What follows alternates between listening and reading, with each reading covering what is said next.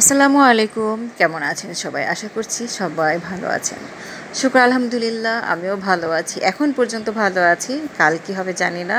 তারপরেও বলবো আল্লাহ যেভাবে রেখেছেন, যেমন রেখেছেন, ভালো রেখেছেন। এই যে বেলায় রাত ১০টার সময় প্রচণ্ড রকমের বৃষ্টি, আর সেই সময় আমি রাস্তা দিয়ে আমার বাড়ির উদ্দেশ্যে রওনা দিচ্ছিলাম। তো তখন অনেক কথা মনে পড়ে গেল। কারণ সন্ধ্যার সময় আজ আমি একা একা আমার মায়ের বাসায় গিয়েছিলাম।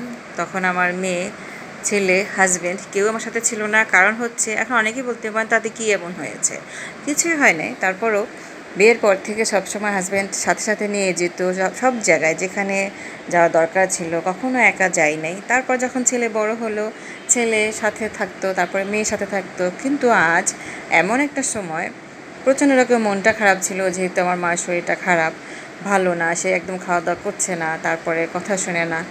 সব কিছু মিলিয়ে মনটা খুব খারাপ ছিল। আর মায়ের অসুস্থ, মার কাছে থাকতেও পারছি না।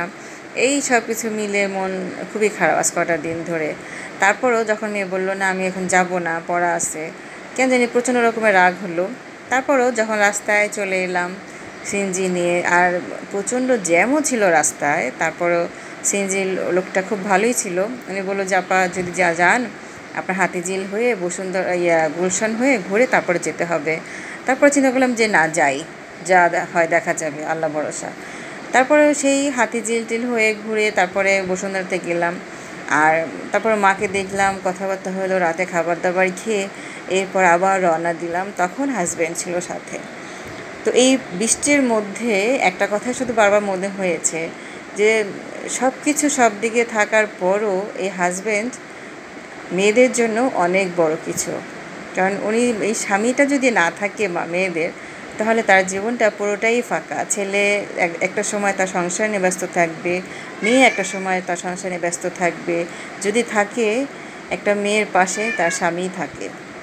আর যারা এই জিনিসটা বুঝে না, অযথায় ঝগড়া, রাগারাগি কিংবা পরকীয়া করে, আসলে তারা প্রচণ্ড রকমের ভুল করে। যৌবন তো সবসময় থাকবে না, সৌন্দর্য সবসময় থাকবে না। আর এই যে বয়ফ্রেন্ড, এটা সেটা, এরা কিন্তু সৌন্দর্য দেখেই আসে, তারা এমনি এমনি আসে না। যখন যৌবন ফুরিয়ে যাবে, তাদের সময়টা ভালো, মানে সব কিছু ঠিকঠাক হয়ে যাবে, তখন কিন্তু তারা লেজ গুটিয়ে পালাতে থাকবে। আর স্বামী নামক প্রাণীটা, এটা কিন্তু সারা জীবন একসাথেই থাকে। হ্যাঁ, অনেকের ভালো খারাপ দুটোই দিক আছে। খারাপটা যে থাকে না তা না, সবাই যে একদম ভালো ফেরেশতা তাও বলছি না, দুই দিকটাই মিলিয়ে মানুষের জীবন চলে। তো তারপরও বলবো যে প্রত্যেকেরই বোঝা উচিত যে কোনটা ভালো আর কোনটা মন্দ। যে দিক আপনার ভালো যদি মনে হয় যে না, এই হাজব্যান্ড ভালো না, তাহলে শুধু শুধু মাজা ঘষা দরকার নেই, ছেড়ে দিয়ে নিজের পথে চলা উচিত। কারণ দেখা যায় একসময় দুজনেই কষ্ট পেতে হয়, সেই দিকটা না করাই ভালো। আর যদি স্বামীর সাথে থাকতে হয়, তবে শুধু স্বামীর হয়েই থাকা উচিত, প্রত্যেকটা মেয়েরই তাই। কারণ এক নৌকায় বসে দু পায়ে দুই দিকে দিলে চলে না। তো সবাই ভালো থাকবেন। আল্লাহ হাফেজ।